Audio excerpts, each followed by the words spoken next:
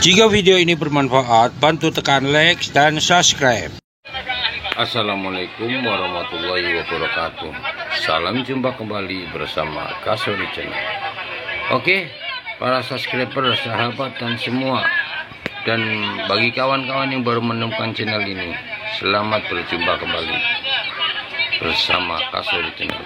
Kali ini saya akan menayangkan sebuah video expression ya, di mana Ibu Menteri Keuangan ya, Ibu Sri Mulyani sedang memberikan rincian-rincian keuangan Republik Indonesia menjelang pergantian kepemerintahan ya, dari Haji Insinyur Joko Widodo ke Bapak Prabowo Gibran. Guys, mari kita simak dan kita dengarkan sama-sama perincian perekonomian Indonesia akhir ini.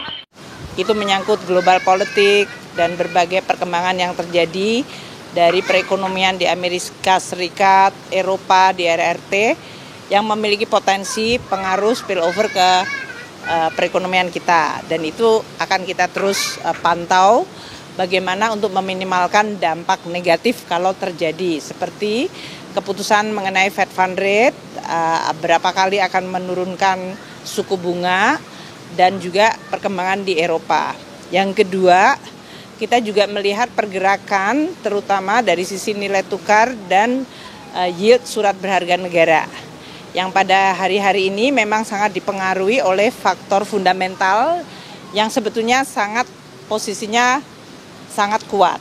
Kalau kita lihat dari fundamental seperti indeks penjualan real masyarakat yang mencerminkan konsumsi masyarakat mengalami pemulihan terutama pada bulan Mei Juni ini. Kemudian Mandiri Spending Index, confidence masyarakat, konsumsi semen, konsumsi listrik, PMI semuanya masih dalam relatif terjaga. Dan ini menjadi fondasi yang cukup baik untuk memproyeksikan pertumbuhan ekonomi kita di kuartal kedua ini yang masih terjaga seperti yang terjadi di kuartal 1. Kredit perbankan juga mengalami kenaikan, dalam hal ini jumlah ekspansi kreditnya, baik kredit untuk investasi, modal kerja, konsumsi, dan ini menggambarkan fungsi intermediari perbankan juga mengalami hal yang positif atau meningkat cukup baik. Jumlah kredit gross mencapai 12,3%, total peningkatan dari dana pihak ketiga juga meningkat 8,1%. Nah, kami di KSSK menjelaskan bahwa kita memantau stabilitas sistem keuangan, baik dari sisi perbankan maupun institusi non-bank, dan juga pergerakan dari kurs, kemudian yield surat berharga, dan juga saham.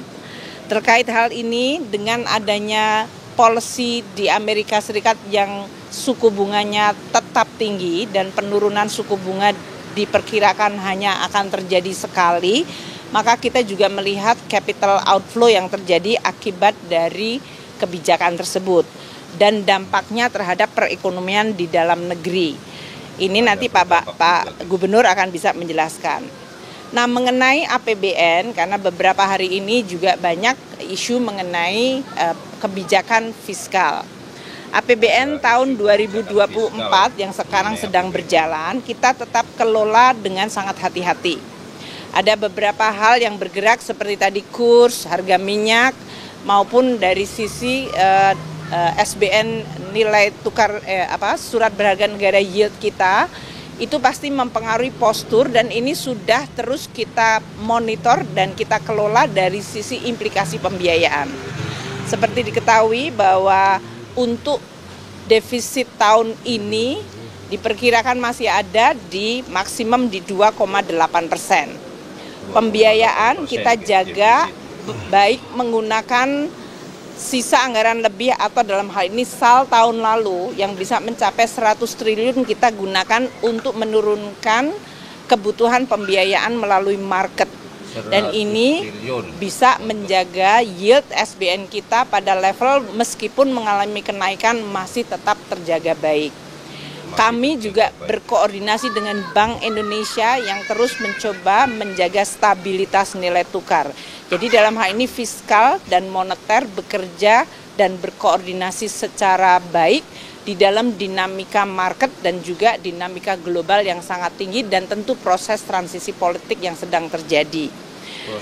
Pembahasan dengan DPR untuk APBN 2025 terus dilakukan. Kemarin sudah disepakati dengan Komisi 11 mengenai asumsi-asumsi makro seperti pertumbuhan ekonomi 5,1, inflasi di 3%,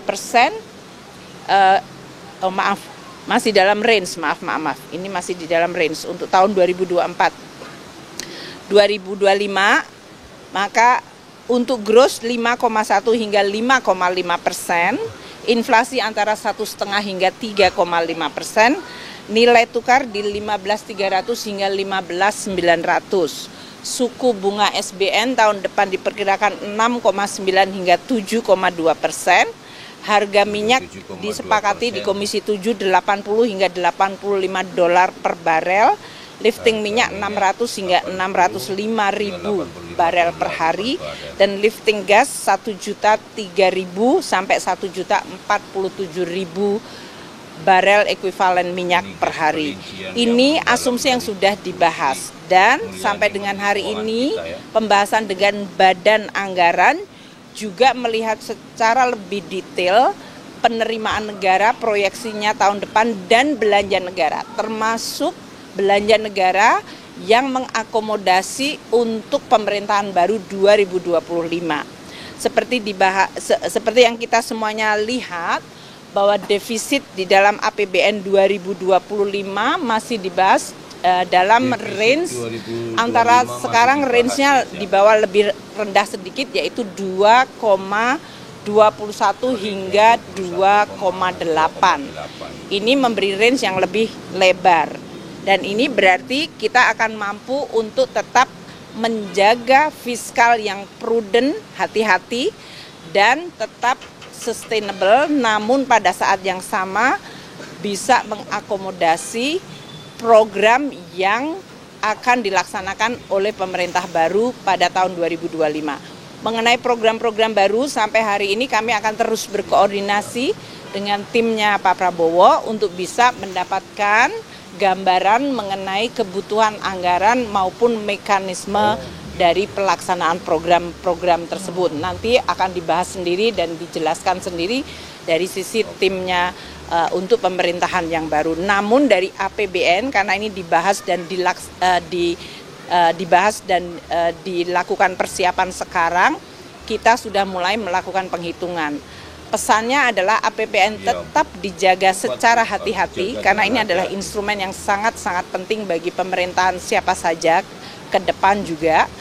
Dan dari sisi sustainabilitas maupun dari sisi komitmen defisit untuk dijaga di bawah 3% dengan debt to GDP ratio tetap dijaga pada level yang affordable dan prudent, sehingga bisa menjadi fondasi stabilitas bagi pemerintahan baru.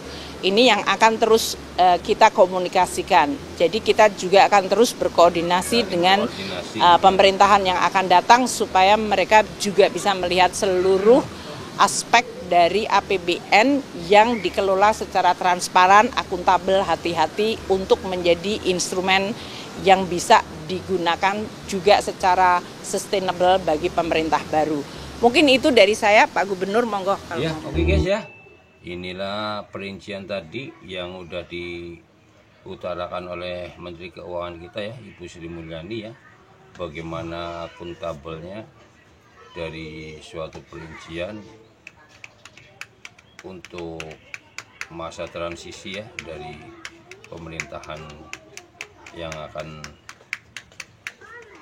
turun digantikan dengan pemerintahan yang akan naik.